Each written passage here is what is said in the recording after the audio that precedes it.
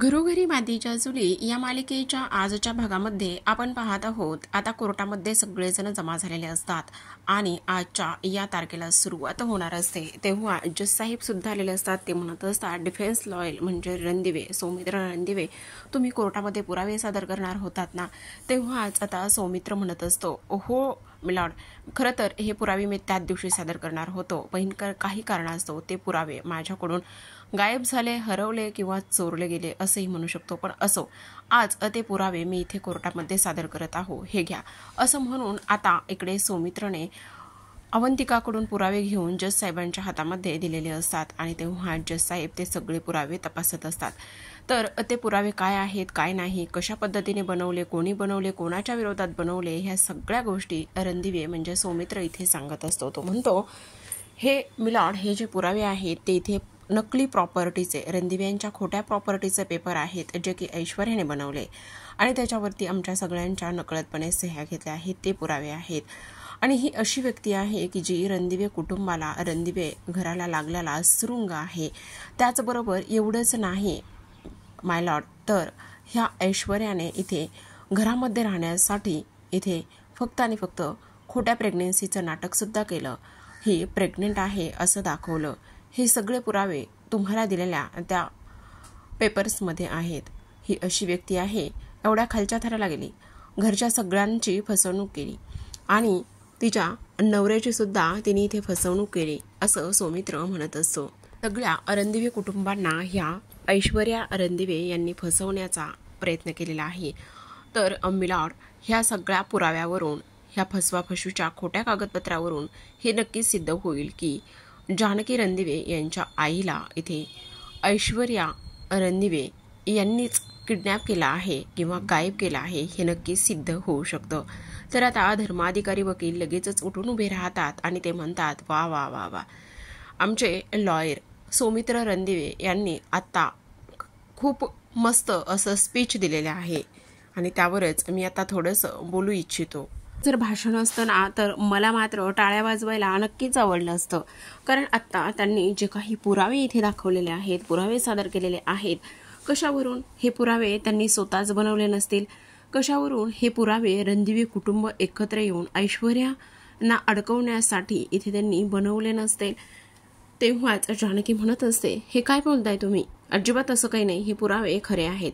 पण इकडे लगेच धर्माधिकारी वकील म्हणत असतात, ठीक आहे, मग हे पुरावे खरे आहेत तर त्याचा एखादा ठोस पुरावा किंवा ज्वलंत पुरावा तुम्ही देत असाल तर नक्कीच तो इथे कोर्टामध्ये दाखल करावा, असंच इथे आता ते बोलत असतात.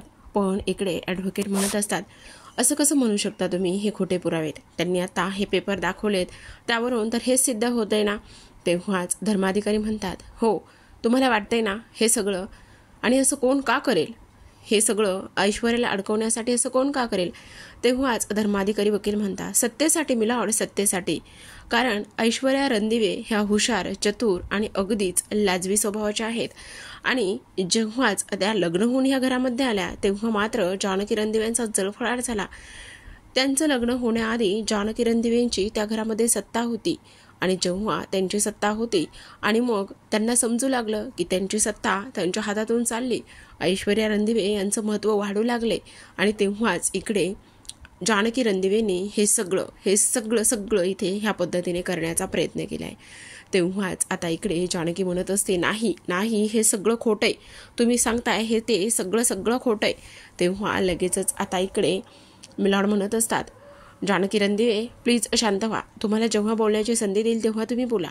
तेव्हाच धर्माधिकारी वकील म्हणतात, असंच ह्याच पद्धतीने आमची अशील त्या दिवशी घरातून बाहेर काढताना असाच कारवा, असाच कांगावा करत होते आणि तुमची हीच जुनी सवय आहे, असाच कांगावा करून स्वतःचं म्हणणं खरं करण्याचा, स्वतःचं म्हणणं समोरच्या व्यक्तीच्या याच्यावर घालण्याचा ही तुमची जुनी पद्धत आहे आणि त्यामुळेच आज आम्ही हे सगळं काही इथे बोलत आहोत. तर आता पुन्हा एकदा इकडे जज साहेब ते पुरावे पाहत असतात. ते पेपर तपासल्यानंतर असं सिद्ध होतं की ह्या ज्या दोन्ही सह्या आहेत त्या स्पष्टपणे वेगवेगळ्या आहेत असं सिद्ध झाल्यानंतर इकडे मात्र धर्माधिकारी वकील म्हणत असतात, हेच मी तुम्हाला इथे सांगण्याचा प्रयत्न करत आहे. हे सगळं एक रचलेला खेळ आहे, रचलेला डाव आहे. का तर फक्त आणि फक्त ऐश्वर्या रणदिवे यांना घरातून बाहेर काढण्यासाठी. तेव्हा जानकी म्हणत असते, ओ काय बोलताय तुम्ही, हे कसलं कुबाड, कसलं काय, असलं काहीही झालेलं नाहीये, कोणी असं काहीही केलेलं नाहीये. प्लीज तुम्ही असं काही एक बोलू नका. का बोलताय ह्या सगळ्या गोष्टी तुम्ही, प्लीज असं बोलू नका. हे बघा सौमित्र भाऊजी, बघा ना हे काय बोलतायत, प्लीज तुम्ही सांगा यांना. तेव्हाच इकडे सौमित्र आणि अवंतिका जानकीला शांत करण्याचा प्रयत्न करत असतात. आणि तेव्हा इकडे आपण पाहतो की लगेचच आता आपण पाहतो की इकडे धर्माधिकारी वकील म्हणत असतात, हो हे एक स्ट्रक्चर आहे आणि त्याचबरोबर हे सगळेजण एकमेकांना फसवतात आणि त्याचबरोबर इकडे अशाच पद्धतीने माझ्या अशिलाला सुद्धा फसवण्यात आलेला आहे. कारण त्यांचा नवरा सारंग रणदिवे वारला आहे, मेला आहे आणि त्याचबरोबर त्या विधवा झाल्या आहेत. आणि विधवा झाल्याच्या नंतर ह्या सगळ्या गोष्टींमध्ये इथे सारंगने सुद्धा ह्या सगळ्यांना साथ दिली. त्याचबरोबर जेव्हा ऐश्वर्याचं लग्न इकडे आता त्यांना यांच्यासोबत लावायचं होतं ऋषिकेश सोबत, तेव्हा सगळ्यांनी मिळून साथ दिलेली आहे. त्याचबरोबर तुम्हाला आणखी एक गोष्ट मी इथे सांगतो की रणदिवे कुटुंबाचं जे स्ट्रक्चर आहे ते चुकीचं आहे. तेव्हा जानकी म्हणते, काय, हो मिलाड, मी तुम्हाला सगळं सविस्तर सांगतो. इथे सुमित्रा ज्या आहेत, सुमित्रा रणदिवे ह्यांची मुलं मी तुम्हाला ते सांगतो. इथे सारंग, सौमित्र आणि शर्वरी रणदिवे हे तिघे ह्या घराचे खरी मुलं आणि इथे सुमित्राची सख्खी मुलं आहेत. पण इकडे जो ऋषिकेश आहे, ऋषिकेश रणदिवे हा या घरातला सावत्र मुलगा आहे.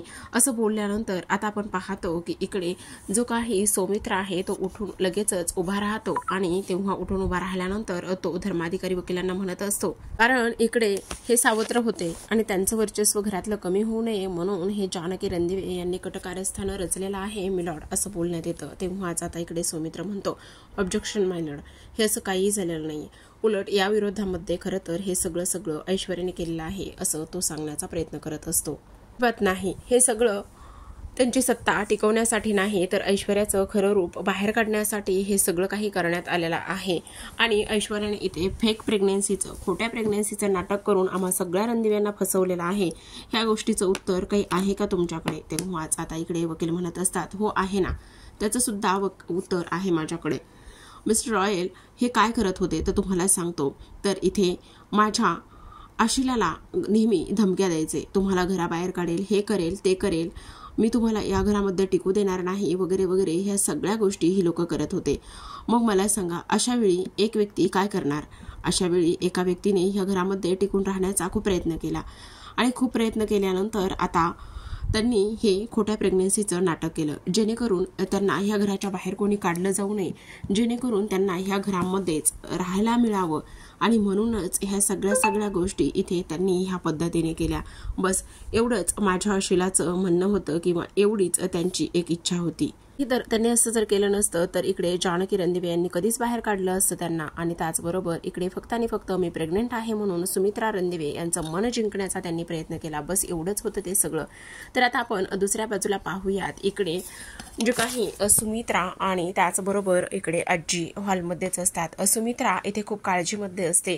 ती खरं तर म्हणत असते, आज मला ना खूप काळजी वाटते, हे देवा परमेश्वरा काही कर, पण जानकीला न्याय मिळू दे, जानकी जिंकू दे, असं इथे ती बोलत असते. तेव्हा आजी येतात आणि त्या म्हणत असतात, कशी जिंकणार आहे ती, सांग ना कशी जिंकणार आहे? अगं तुला एक गोष्ट कळत नाहीये का की उलट न जिंकलेलीच ती बरी आहे. तेव्हाच इकडे सुमित्रा म्हणते, अगं काय बोलतेस तू आई हे, अगं काय बोलते म्हणजे काय बोलते सुमित्रा, तू एक गोष्ट विसरतेस का की इकडे जो ऋषिकेश आहे तो तुझा सावत्र मुलगा आहे आणि सारंग हा तुझा सख्खा मुलगा आहे. आणि त्या सारंगची बायको ऐश्वर्या जी खूप हुशार आहे, चतुर आहे, तिचं जे म्हणणं आहे ती मोजक्या शब्दामध्ये इथे सगळ्यांना पटवून देण्याचा, मांडण्याचा प्रयत्न करते. आणि तू इथे त्या लोकांचे, त्या जानकी आणि ऋषिकेशचे गुणगान गात आहेस. त्याचबरोबर जेव्हा तुला जानकीचे खरे रंग कळतील ना तेव्हा तुला खरी मजा येणार आहे. अगं तू असं का बोलतेस आई? अगं त्या ऐश्वर्याने आपल्या सगळ्या प्रॉपर्टीचे खोटे पेपर्स बनवले, खोटे पेपर्स बनवून तिने इकडे आपल्याला एवढं सगळं काही फसवले, सारंगला फसवले, तरी सुद्धा तू तिचीच बाजू घेतेस. तेव्हाच इकडे आता आजी म्हणत असतात, अगं तिनं का हे सगळं केले, तर ही सगळी सत्ता, ही सगळी प्रॉपर्टी इकडे जानकीच्या हातामध्ये जाऊ नये म्हणूनच तिने हे सगळं काही केलेलं आहे ना. मग तिने ह्या सगळ्या गोष्टी केलेल्या असताना सुद्धा तू अशी कशी बोलू शकतेस, तू तिला हे असे टोमणे वगैरे हे सगळं कशी काय मागू शकतेस, असंच मला काही कळत नाहीये तुझं. असं आता इकडे सुमित्रा ऐकून घेत असते फक्त आजीचं. पण आता आजी मात्र म्हणत असतात, पण तुला एक गोष्ट सांगू का सुमित्रा, तुला हे नक्की लक्षात येईल, सक्क ते सक्क आणि सावत्र ते सावत्रच, समजलं. आणि जेव्हा तुला ही गोष्ट इथे समजेल ना, तेव्हा मात्र तू कपाळावर हात मारून घेऊ नकोस, म्हणजे मिळवलं. असं म्हणूनच आता इकडे आजीने सुमित्राचे चांगलेच कान भरलेले असतात. तर आपण इकडे पाहतो आता धर्माधिकारी वकील म्हणत असतात आता मी तुम्हाला जो पुरावा दाखवणार आहे, जो व्हिडिओ दाखवणार आहे, त्यावरून हे सिद्ध होतंय की एका सासरच्या घरातील मंडळी एका मुलीला मिळून सगळेजण कसा त्रास देत आहेत. आणि असं म्हणून आता त्यांच्या हातामधला जो पुरावा आहे तो इकडे जज साहेबांकडे देण्याचा ते प्रयत्न करतात. हे सगळं करत असताना त्या मुलीला मारहाण करताना सुद्धा ती लोक मागे पुढे पाहत नाहीत. आता जो मोबाईल असतो तो इथे पीसीला कनेक्ट करण्यात आलेला असतो आणि पीसीवरती एक व्हिडिओ प्ले होत असतो. त्या दिवशीचा तो व्हिडिओ असतो जेव्हा जानकीने ऐश्वर्याच्या हाताला धरून घराच्या बाहेर काढलेलं असतं. आणि घराच्या बाहेर काढल्यानंतर इकडे सगळ्या कोर्टामध्ये एकच चर्चा सुरू झालेली असते. हे काय आहे, सगळेजण आवाजूनच त्या व्हिडिओकडे पाहत असतात. रणदिवे कुटुंब सुद्धा पूर्ण हादरलेलं असतं.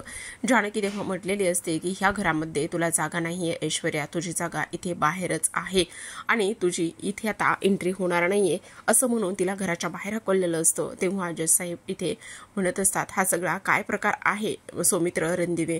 तेव्हा लगेचच धर्माधिकारी म्हणत असतात, तो काय प्रकार आहे, कसा आहे, हे मी सगळं तुम्हाला मी सांगणार आहे. कारण मला इथे आता विटनेस बॉक्समध्ये ऐश्वर्या रणदिवे यांना बोलवण्याची परवानगी द्यावी. तेव्हा लगेचच ऐश्वर्या रणदिवे हाजीर हो असा आवाज काढतात बरं का.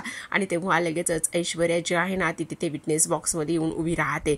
आता प्रेक्षकांनो, खरंच यांनी ह्या लोकांनी खूप एवढं ताणले ना, काही विचारू नका. हा मास्कमॅन कोण आहे ना, गेला जवळपास 1 महिना उलटून गेला असेल. हा मास्कमॅन इथे एंट्री केलेला आहे, पण नाही त्याचा कुठला क्लू मिळतोय, नाही काहीच मिळत आहे.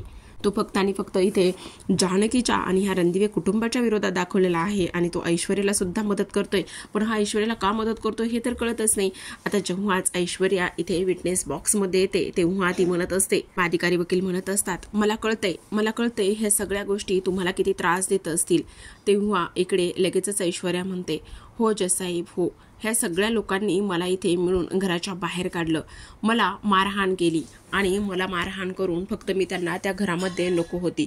ह्या रणदिवे कुटुंबांनी माझा छळ केलेला आहे आणि म्हणूनच मी ह्या सगळ्या रणदिवे कुटुंबावरती छळ केल्याची ह्या सगळ्यावरती मी केस टाकत आहे, असं सुद्धा आता इकडे ऐश्वर्या बोलत असते.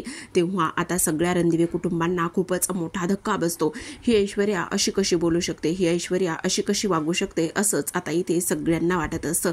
तेव्हा आपण पाहतो की इकडे आता जानकी लगेचच म्हणत असते, नाही हे सगळं खोटं आहे, ही ऐश्वर्या सरळ खोटं बोलत आहे. तेव्हा सगळे रणदिवे कुटुंब उठून उभे राहतात आणि उठून उभे राहिल्यानंतर सगळ्यांना खूपच मोठा धक्का इथे बसत असतो. तेव्हा लगेचच धर्माधिकारी वकील म्हणत असतात, यस, तुम्ही केलेल्या गुन्ह्यासाठी हीच एक मोठी शिक्षा आहे, समजलं तुम्हाला. दादांत खोटा आहे असं जानकी म्हणत असते. आणि तेव्हा धर्माधिकारी वकील म्हणत असतात, जज साहेब, पुरावा तुमच्या समोर आहे आणि माझ्या अशिलावर खूप अन्याय अत्याचार झालेला आहे. माझं अशिल फक्त आणि फक्त त्या घरामध्ये टिकून राहण्याचा प्रयत्न करत होतं आणि तिथून व त्यांना घराबाहेर कोणीही काढू नये म्हणूनच त्यांचे हे सगळे प्रयत्न सुरू होते. पण ह्या रणदिवे कुटुंबांनी मिळून, सगळ्यांनी मिळून माझ्या अशिलावर खूप अन्याय अत्याचार केला, त्यांच्यासोबत मारहाण केली. आणि हे सगळं कशासाठी केलेलं आहे, तर फक्त हे सत्ता टिकवण्यासाठी हे केलेलं आहे. हा व्हिडिओ आणि हे सगळे पुरावे आता तुमच्या समोर आहेत, असं आता इकडे ते बोलत असतात. माझ्या अशिलाला न्याय मिळवून द्या आणि माझ्या अशिलाला न्याय मिळवून तुम्ही द्याल अशीच मला आता इथे आशा आहे, अपेक्षा आहे, असं सुद्धा आता इकडे ते बोलत असतात. आता ह्या सगळ्या गोष्टी इथे बोलल्यानंतर आता मात्र जानकी म्हणत असते, नाही जज साहेब, हे सगळं खोटं आहे, प्लीज सौमित्र भाऊजी तुम्ही सांगा ना, हे सगळं खोटं आहे वगैरे वगैरे, हे सगळं लोक ती बोलत असतात. आता हे सगळं काही बोलल्यानंतर आपण पाहतो की इकडे लगेचच जो काही सौमित्र आहे तो इथे उठून उभा राहत असतो. पण धर्माधिकारी वकील म्हणत असतात, काही जरी झालं तरी सुद्धा माझा जो अशील आहे त्याला इथे न्याय तुम्ही मिळवून द्याल आणि न्याय मिळवून देण्यासाठी इथे त्याच्यावरचा लागलेला डाग धब्बा जो आहे तो इथे तुम्ही पुसून काढण्याचा सुद्धा प्रयत्न कराल, असं सुद्धा आता इकडे ते बोलत असतात. ह्या सगळ्या गोष्टी इथे बोलल्यानंतर आपण पाहतो की आता लगेचच इकडे सौमित्र म्हणत असतो. साहेबने विचारल्यानंतर तुम्हाला काही बोलायचंय का, तेव्हा सौमित्र म्हणतो येस माय लॉर्ड, ही नाण्याची एक बाजू आहे आणि दुसरी बाजू, तेव्हा जज साहेब म्हणत असतात दुसरी बाजू पोलीस शोधून काढतील. आता ही जी काही केस आहे ना ही नवनवीन वेगवेगळ्या वळणावर चाललेली आहे. मूळ वळण हे वेगळंच बाजूला राहिलेलं आहे. ह्या केसमध्ये वेगवेगळे वळण येत आहेत, वेगवेगळे खुलासे समोर येत आहेत. त्यामुळे आत्ता आपण इथे पोलीस तपास करतील आणि त्याचबरोबर इथे जी मूळ केस आहे त्याबद्दल कोर्ट काही निर्णय देऊ शकणार नाही. आणि इकडे आता कोर्ट असं सांगत आहे की संबंधित पोलिसांना हे इथे शोध घेण्यासाठी सांगत आहे आणि त्याचबरोबर इकडे ऐश्वर्यांना इकडे निर्दोष मुक्तता करते. त्याचबरोबर जानकी रणदिवे आणि संपूर्ण रणदिवे कुटुंबावर इथे छळ केल्याची केस इथे नोंद करत आहे. तर आपण पाहतो इकडे आता दुसऱ्या बाजूला इकडे माया म्हणत असते आजी खरंच खूप त्रास होतोय का हो, तेव्हाच आता इकडे लताबाई म्हणत असते खरंच ग खूप त्रास होतोय, काय ठेवलं इथे बांधून का नाही काहीच कळत नाही. तेव्हाच आता माया म्हणत असते आजी पण इथून बाहेर पडण्याचा सुद्धा काहीच मार्ग सापडत नाहीये, कसं बाहेर पडावं काय करावं ते सुद्धा कळत नाही. तेवढ्यातच तिथे आता मास्कमॅन येतो. मास्कमॅन म्हणत असतो अच्छा आणि हसतो त्याच्या स्टाईलमध्ये ही करून. तेव्हा लगेचच तो म्हणत असतो अच्छा म्हणजे तुम्हाला इथून बाहेर पडायचं आहे आणि बाहेर पडण्यासाठी मार्ग शोधताय तुम्ही, अरे रे रे पण कसं बाहेर पडणार आहात तुम्ही, नाही बाहेर पडू शकत तुम्ही. तेव्हा लगेचच लताबाई म्हणत असते, त्याला ओरडते खरं तर लताबाई. ती म्हणत असते अरे तू आहेस तरी कोण आहेस तू, का बांधून ठेवलेस इथे आम्हाला, अरे एकदाच संपून तरी टाक. तुला जर आम्हाला इथे नसल ठेवायचं नसल ह्या सगळ्या गोष्टी करायच्या तर तू आत्ताच्या आत्ता आम्हाला इथे संपून टाक, नकोच ठेवू. आणि तेव्हा तो म्हणत असतो अगं हेच म्हातारे हेच तुझा प्रॉब्लेम आहे लताबाई, हाच तुझा प्रॉब्लेम आहे. मी थोडी दयामाया दाखवायला लागलो की तू लगेच चिडतेस आणि त्या पेटलेल्या वातीसारखी पेटून उठतेस बघ, हाच प्रॉब्लेम आहे तुझा. असं वाटतं लगेचच ती अशी वात घ्यावी आणि अशी विझवून टाकावी. तेव्हा लगेचच लताबाई म्हणते मग वाट कसली बघतोयस, कसली वाट बघतोय, संपव ना संपव, इथे ठेवून तरी काय उपयोग आहे. तेव्हाच तो म्हणतो अगं मी एवढ्या लवकर नाही संपवणार तुला, मला तुला थोडं थोडं करून संपवायचंय, थोडं थोडं करून मला मारायचंय तुला, एवढ्यात थोडी ना मी तुला संपवणार आहे. तेव्हा लगेचच लताबाई म्हणते काय संबंध काय आहे ह्या सगळ्या गोष्टीचा, मी तर म्हणते आत्ताच्या आत्ता तू मला इथे मारून टाक, नको ठेवूस. तेव्हा तो म्हणत असतो अगं असं कसं, तुला तर तुझ्या मुलीकडे जायचंय ना. तेव्हाच माया म्हणते हे बघा तुम्ही काही करा पण इथे मला इथे ठेवा, पण आजींना सोडवावं, आजींना त्यांच्या मुलीला भेटायचंय, त्यांच्या मुलीची भेट घ्यायची त्यांना, प्लीज तुम्ही त्यांना सोडा हो, नका असं करू. तेव्हा लगेचच मास्कमॅन म्हणतो ठीक आहे आता तुम्ही अशी गयावया करताना माझ्यावरती, मग मला तुमच्याकरिता काहीतरी चांगलं केल्याशिवाय पर्याय उरत नाही. मग माझी इच्छा होते तुमच्यासाठी काहीतरी चांगलं करण्याची, मग मला दया येते आणि जोपर्यंत मी तुमच्यासाठी काहीतरी करत नाही ना तोपर्यंत काही मला शांतता मिळत नाही.